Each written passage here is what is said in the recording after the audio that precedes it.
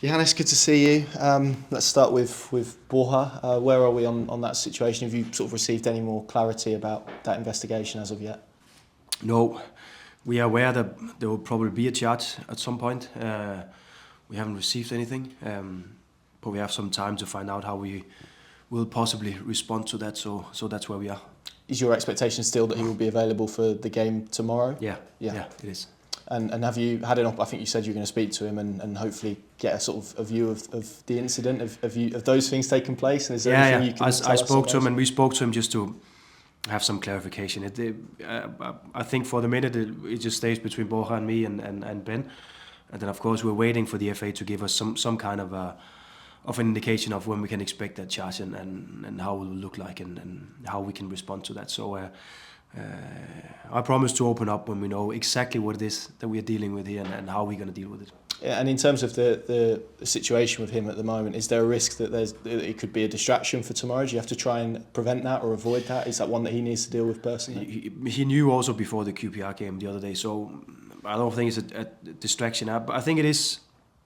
What we see with him at the moment is that he struggles a little bit to find his rhythm again and to find his way to deal with that. He's now one of our most important players, and also the opposition, they know that every time we play. So that's another step in his career, and probably also the first time that he have tried that before. So he's sometimes struggling a little bit to deal with that and deal with all that attention in games where we are only there to support him, because it is a hard and difficult step to take.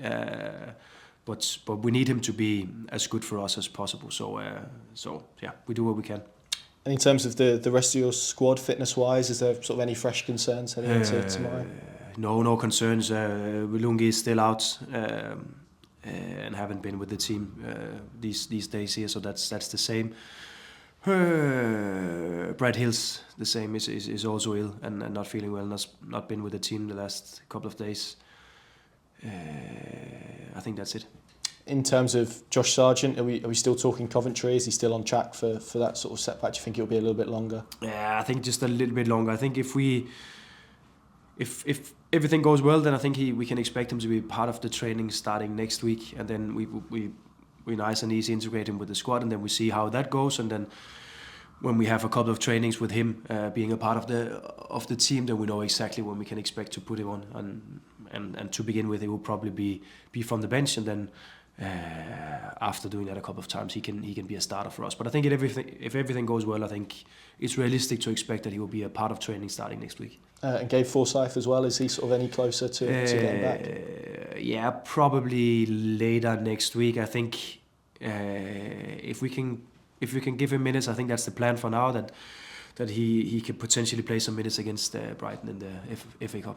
We saw it with Emmy on Sunday, or the day, I don't know what day of the week it is at the moment, but is there I guess more reason for you to change the squad given the amount of games that you have, given the load that some players have taken? Yeah. Would you sort of expect there to be changes tomorrow? Yeah, there will be a couple of changes. We have to do that because it's a group of players where a lot of them have played a lot of minutes, and some of them are tired, and it was successful for, from an individual perspective with Emmy the other day, that we rested him just for most of the game, and he will be ready for a starter tomorrow.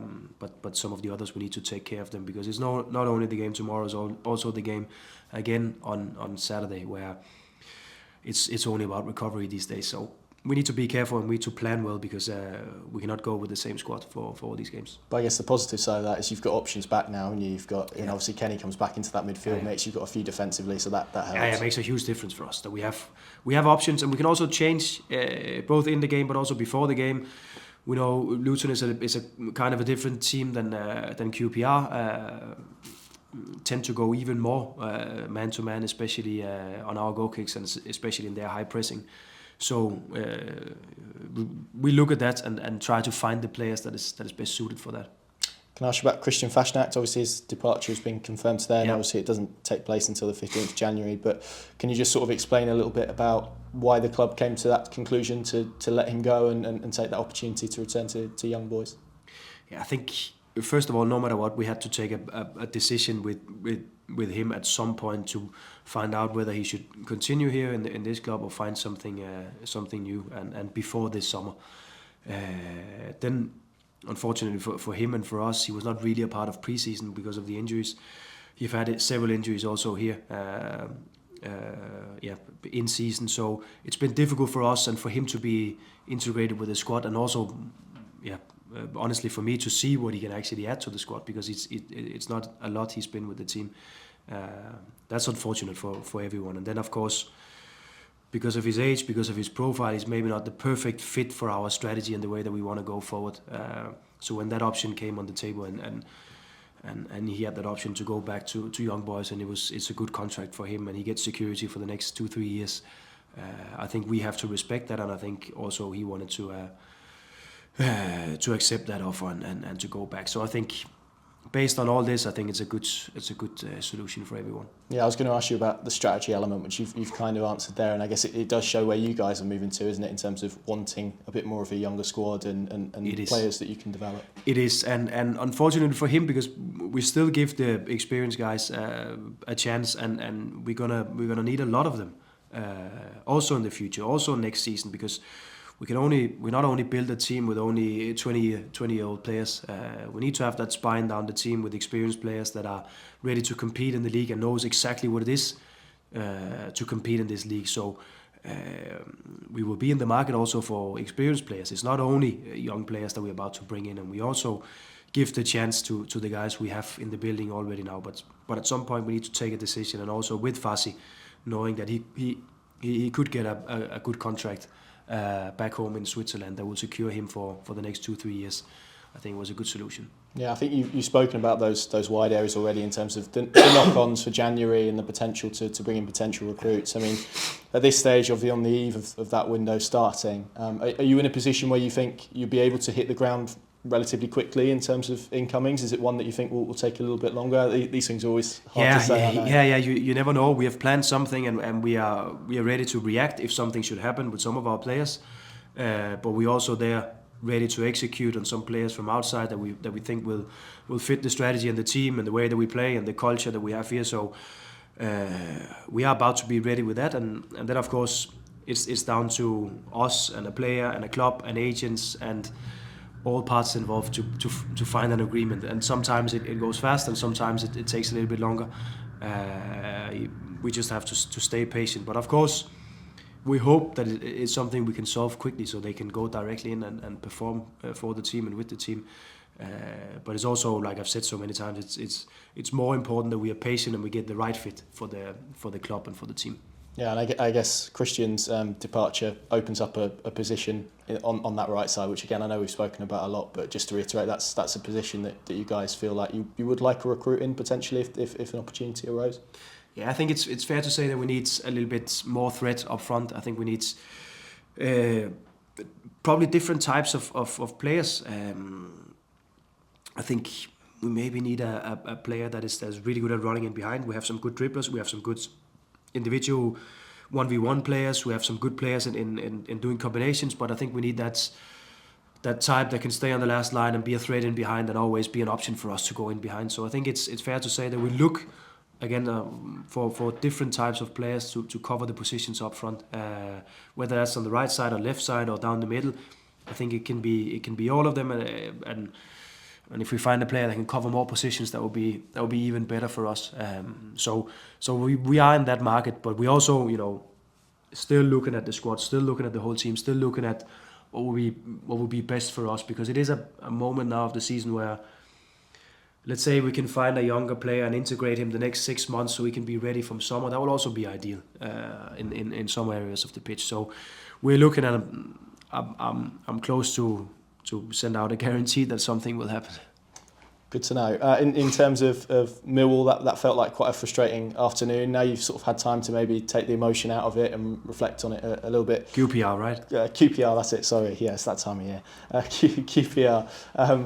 Frustrating. Is that sort of still your feeling, given the chances you created and given the way the game unfolded? You feel like maybe you should be talking about another victory? Yeah, I think it's fair to say that we should have had that, based on just how the game evolved and the chances that we created, but also that we didn't really create or concede any chances. So I think it's fair to say, and I think again the positive angle towards this is that we are there to dominate games, and we're there to create a game picture in most of the games that we play that is suited for us. And now we need to be efficient, and now we need to be consistent in our performances, so we get the results out of those performances. And that's the next step for us to take, because it will not be good enough for us in the future to only have a draw in a game like the QPR game the other day. We need to be able to win, even though we're not perfect, even though we're not on top for all 90 minutes or playing the best of our football for 90 minutes. We need to be able to win still, and I think that's the step we need to take as a group, because we're not there yet, and we're not there yet where even on our not perfect days we still get results and we still get wins, and that's where we have to go. Yeah, and ultimately, I guess on the back of that game, it leads us to talk about set pieces again. I know it's something you've spoken a lot about. So I'll sort of ask you a different side to it, which is when this group, I'm sure, know that it's a vulnerability. You know it's a vulnerability. We know it's a vulnerability. Opposition teams do as well. Is there a sort of side of you that has to manage how you sort of deliver information to the group? Because if you keep going over it, I'm sure it probably can create some more anxiety over it, and it can become an even bigger problem. So how do you sort of prevent that from happening? Yeah, because it's a good point, and exactly finding that balance. Because if we overdo it, we also create some tension around those situations that we have to avoid. So I think it's again going back to how we see the game, which is collective. So where does it start? The corner kick that we gave away the other day started from a throw-in that we didn't deal with well enough, and then it ended up being a corner kick that we have to deal with. So how can we as a team avoid those moments? How can we do it better? Because we know there's a lot of teams in the Championship where their favorite part of the game is when they have corner kicks or when they have wide free kicks, which is fair. But then, like everything else in the game, we have to make it a game picture that is in our favor, not their favor. So how can we avoid those moments? Because that's the first step, and we get ourselves. I think if we look at the stats and see how many free kicks on our own half that we've conceded so far this season, it's not good enough, and that's where it starts. So why is it we give away those free kicks? Why is it we have to defend so many? So that's the approach to look at it. Then of course we still have to do better. We still have to improve our individual movements when we defend, our collective movements when we defend, how we create space for our best headers so they can deal with it, how we create space for our goalkeepers so we can get out and be involved. All of that is of course also work we have to do, but it starts on top somewhere. How can we avoid it? Can you use your attacking set pieces? Because it feels like there's been real improvement in that area in terms of first contacts and goals. Really.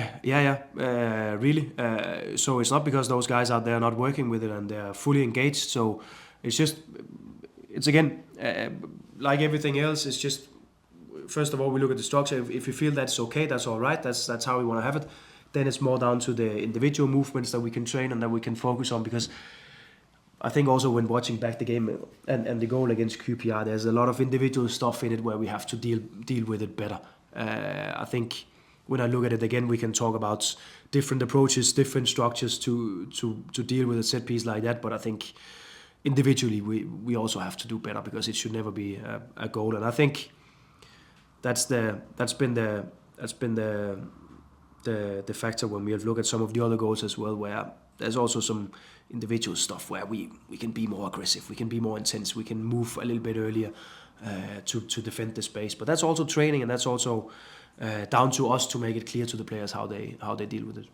Final few from me, but I wanted to ask you about Callum Doyle. Obviously, he sort of had to play as a centre back the last couple of games, or last game you sort of chosen there. I mean, how impressed have you been with him there? Because he's had obviously a period at left back. I mean, the versatility to do both positions is really positive. So has it given you a bit of a headache in that position with Jose coming back now? A positive one, of course, compared to maybe some that you've had this season. I always prefer to have options and to choose between players. I know they probably don't prefer it, but that's the name of the game. So. I like Callum when he's a centre-back for us, because he gives us good options on the ball. It's not only the short passing, where of course that's obviously a lot of our game plan, but it's also the diagonals. The diagonal pass to Oscar the other night against Millwall that opened up their defence and opened up space in between the lines, and we can score that second goal. So he's a threat for us with those passes in behind the defensive line. So that's definitely one thing. And then of course he's calm on the ball, and he's not under pressure, even though the spaces are tight and there's many players just around him. So I think it's a good option for us as a centre back. The plus side is that he can also play as a left back for us, which then gives us the opportunity to involve other players and to bring other players into the team. So it's good for him and it's good for us, and that's also the reason why he's playing more or less every minute for us. Luton then, they seem to be a completely different team at home compared to away. I think it's 4 wins from 5 at home, and they've struggled a bit on the road. Do you see a difference in their game when they play at home compared to when they play away? I think they're even more aggressive. I think they're even more intense. They're even more man for man. I think that's a part of the club. That's a part of the history. That's a part of who they are as a team. And I think sometimes as a team it's easier to show that at home where the crowd is supporting. There's a that atmosphere they create on the stadium where it's like they just push the team forward, and that's a difference. I think it's 21 points they've taken so far at home this season. So there is a big difference, and I think that the biggest difference is their approach. They're even more aggressive, especially out of possession. And I guess that puts more emphasis on your build-up, doesn't it? Yeah. And how well you can handle that. So is that quite exciting as a coach to see your team kind of put under that pressure and to see how they deal with that? It is, and I think there's many exciting games in this league. I think it's an exciting task for us to go there and see if we have improved as a team. I think I just mentioned to the guys today that we could expect a little bit similar to what we did in Portsmouth, but I want us to be better. I want us to be better on the ball still and to create more chances and create more dangerous moments than what we did in Portsmouth. So if we can just use the fight and the spirit and the heart that we put into the performance in Portsmouth, and then also being better technically, being better in our positioning, being better in our passing game, and to create dangerous moments, then I think we get off to a good performance. But that's the key for us, to find that balance, because there will be moments where we have to fight and we have to be first on second balls and be first on third balls and to win our duels and stuff like that, because it's obviously also it's a smaller pitch than our stadium compared to that. So just the dimensions and everything we do is different. We try to make the pitch out here today in training the same size, so we are prepared for what's coming, because it is different. Then that's what also makes it exciting. Obviously, new year tomorrow, 2025. So how optimistic are you about this club moving into a new year? On obviously continuing on the plan that you've set already. Yeah, very optimistic, and the result tomorrow or the short-term result doesn't change that optimism, because I think there's so many good things going on. I think everyone is on track with what we want to do, and with the strategy being so clear, and also from the recruitment guys, they are so clear on what we have to do and how we can make this team even better for the future. So without just saying that this season is only development, because it's definitely not. I think with the right amount of good performances, I think we can get up there close to the playoffs, which is an ambition for us to be in and around just at the end of the season, which I think is fair to expect, even though we are a lot younger than compared to last season. But this is a good first important step in just a new period and a new future of the club, which is really, really exciting, I think. So I'm looking forward to it, definitely. Good stuff. Thanks, Johannes. Good luck tomorrow. Thank you. Thanks, Connor.